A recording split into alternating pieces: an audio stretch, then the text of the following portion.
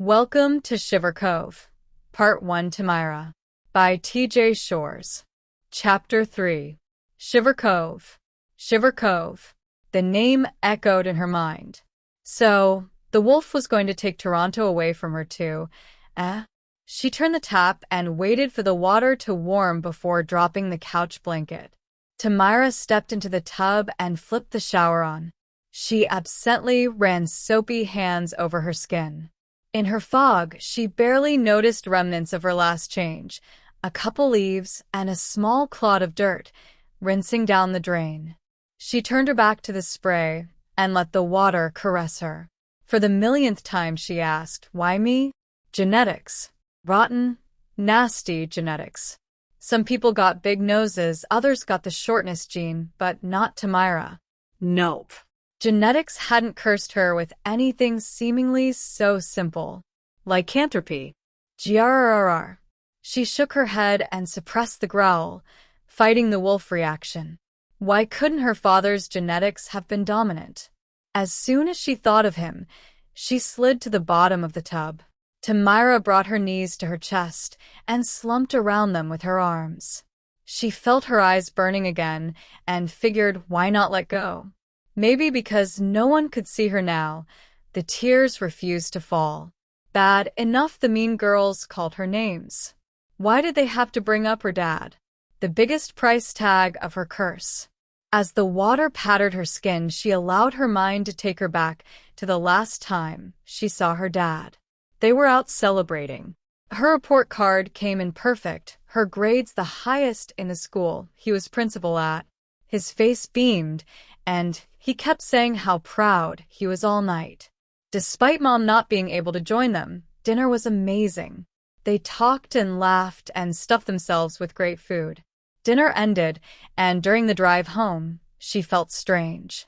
Her skin tingled.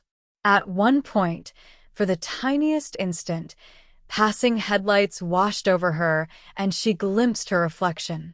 For as long as it took her to blink, her eyes glowed with eerie golden animal eyeshine.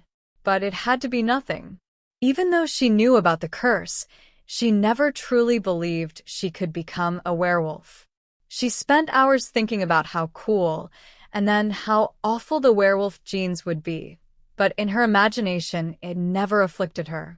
As she pushed off the notion anything was happening, she watched the hair on her right arm grow darker, coarser, and much fuller. Tamyra gulped and drew her arm out of her father's sight. Her eyes flicked to him, yet he seemed unaware. Fur. Her right arm sprouted fur. Werewolf. Reality smashed into her. She should have been prepared for this. Nothing could have prepared her for this. In a terrified voice she barely recognized, she screamed, "Stop the car!"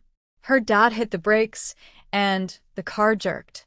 On instinct, Tamyra threw her right hand against the dashboard to brace herself.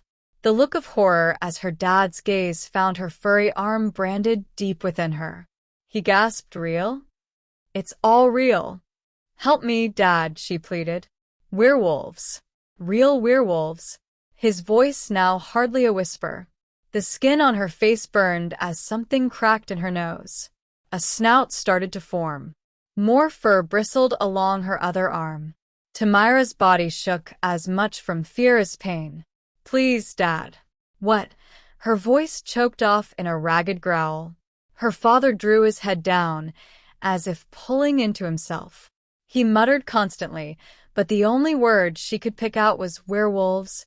Terror threatened to drown her, as her muscles twisted and contorted. Agony reigned. What had her mother said? If you feel the change, you need to get to a secluded place. Tamyra's throat felt worse than a round of strep. She barked out forest and prayed her father would understand her. If he heard her, he gave no indication. A loud keening noise escaped her. It sounded more canine than human. The seams of her jeans gave way as her thighs bulged.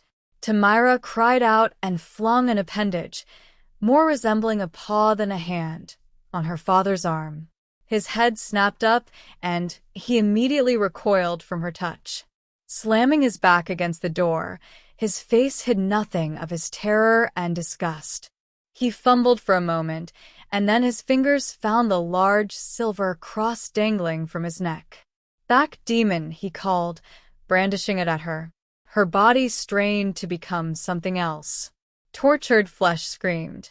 Fright and hurt mingled as she begged her father one last time for help. "Please." Martin Costa, instead, whipped open the door and fled.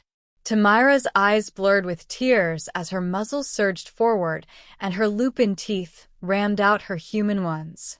As her teeth washed away in a torrent of drool, she heard a car brake hard and her father's yell of, "I'm okay," and knew she never would be again. Somehow the wind kicked the door shut, and the bang of it startled her so badly the wolf retreated. There was no other explanation. It just retreated. Fur retracted along with her snout. For the most part, there was little pain aside from new human teeth pushing out the lupin ones. The change swept back from her so rapidly, she hardly realized she spat out more loose teeth. Once she was sure she completely reverted, she risked peering into the rear view. She looked no different. Somehow she should look different. She recalled peeling back her lips to reveal her chipped front tooth had been replaced with a perfect new one, but that was it. Even her heart had slowed almost to normal. A handful of human and wolf teeth, along with her abandonment, were all that remained. Not a single word from him since that night. She ground her teeth and tried to cry for the loss of her dad.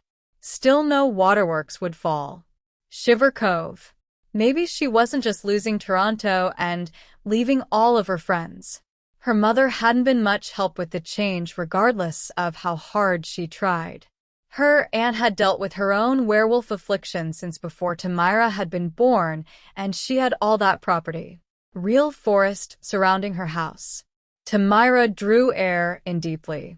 Shiver Cove.